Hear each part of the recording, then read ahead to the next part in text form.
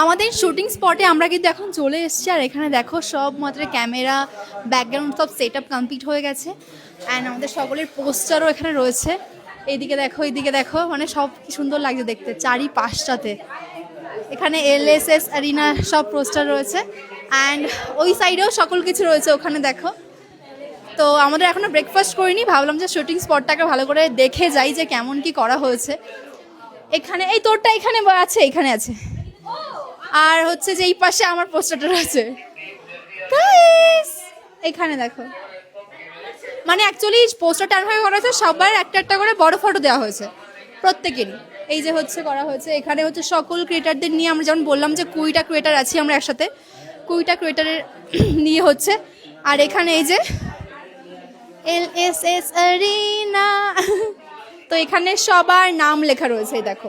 আর এই যে মেস তোমাদের সুমি রয় এখানে রয়েছে।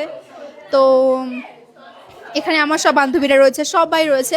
অনেক ক্রিয়েটারদের দেখেছি আগে, বাট হচ্ছে যে কথা বলা হয়নি আগে, তো কথা বলবো সবার সাথে, আলাপ হবে, তো খুব ভালো লাগবে।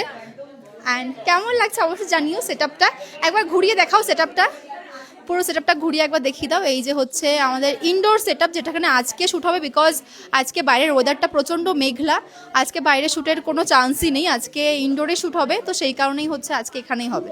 তো কি হচ্ছে না হচ্ছে বিহাইন্ড দ্য স্ক্রিন অবশ্যই শেয়ার করবো। তো চলো।